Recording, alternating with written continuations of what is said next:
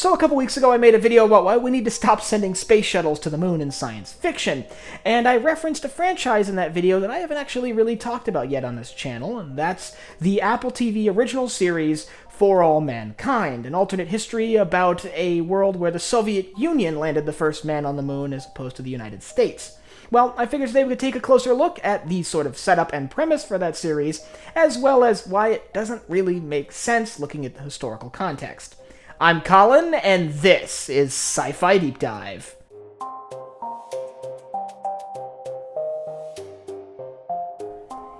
Remember, if you enjoyed this video, to head down below and hit that subscribe button. So before I begin, I want to throw a couple things out there. First off, I'm not going to really have a ton of spoilers for the series as a whole on here, so if you haven't seen any of For All Mankind, I think you're pretty good watching this video. I'm just going to really be focusing more on the setup and the world built around the TV show as opposed to the events of the show itself. And on top of that, I'd also like to mention that while I will be a little bit critical of the setup of the show, I'm actually really enjoying it. Full disclosure, I'm not all the way caught up yet. I'm about 3/4 of the way through Season 2, but still, I am really enjoying it so far, and I love the mixture of sort of science fiction and realistic spaceflight, minus that space shuttles to the moon thing I talked about a couple weeks ago. And in light of recent events, particularly the first flight of the Artemis program, mankind's triumphant return to the moon, or sort of a practice run for our triumphant return to the moon, I figured today would be a great chance to talk about some lunar science fiction, and especially lunar science fiction that incorporates realistic spaceflight.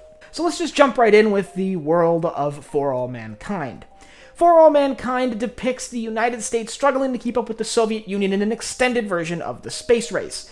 In this alternate reality, the Soviet Union lands the first man on the moon about a month ahead of Apollo 11's landing in July of 1969. Within the series, Alexei Leonov, a Soviet cosmonaut, becomes the first human being to walk on the surface of the moon in June of 1969, putting the Soviet Union continually ahead of the United States in space exploration.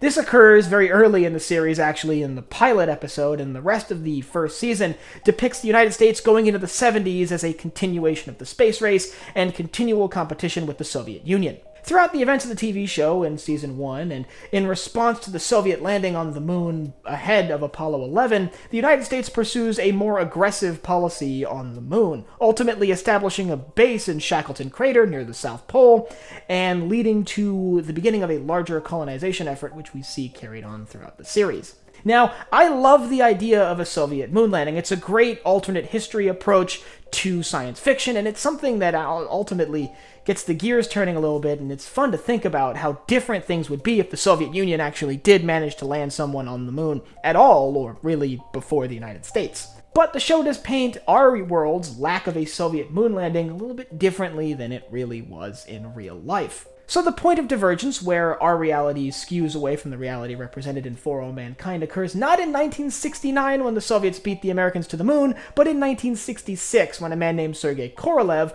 the chief engineer of the Soviet rocket program, doesn't die during a surgery in Moscow. In both the real world and the universe of For All Mankind, Sergey Korolev is the father of Russian rocketry. He designed the R-7 ballistic missile, which ultimately carried Sputnik into orbit and would be modified to carry Yuri Gagarin and Vostok 1 into orbit, and launch the first unmanned missions to the moon. On top of the R-7, though, he was developing a rocket for lunar manned missions, known as the N-1. However, this rocket wouldn't come to fruition before his death in 1966 in Moscow, where in our world, the Soviet Union struggled to find a new scientist to replace him, ultimately failing to make a manned mission to the moon possible before the Americans could beat them. However, within the universe of For All Mankind, Sergey Korolev survives that surgery and goes on to continue serving as the chief designer of the Soviet rocket program, and leads the N-1 program to beat the Americans in 1969. But there is a problem with this, and it's that Sergey Korolev's death wasn't really the only thing holding back the Russian moon program, and it wasn't even really the biggest thing. It was a lack of confidence in their adversary. In 1961, when President Kennedy announced his lofty goals of putting a man on the moon by the end of the decade, the Soviet Union kind of laughed that off. They didn't really believe with 1960s technology the United States could manage to carry out a complex lunar mission, let alone a manned lunar mission. It wasn't really until the mid-60s when things like the VAB and the launch pads for the Saturn V started to come into physical construction at the Cape, yet the Soviet Union realized that the Americans might actually be able to do this on time. So it wasn't really until 1964 or 1965 that the Soviet Union actually greenlit a moon program at all, where the Americans at that point had been working on it for 3 years and began flying early prototypes.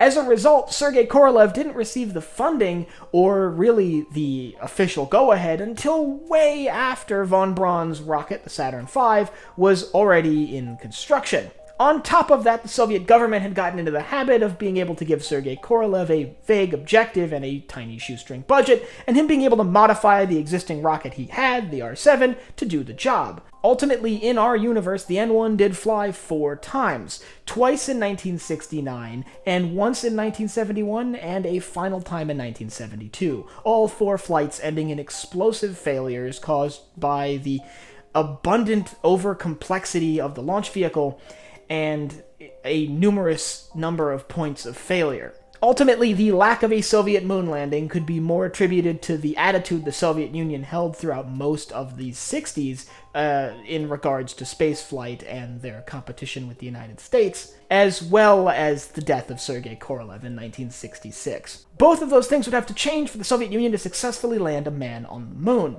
But all in all, the Soviet landing on the moon, which sort of led to the entirety of For All Mankind, isn't the thing that bugs me the most about the show.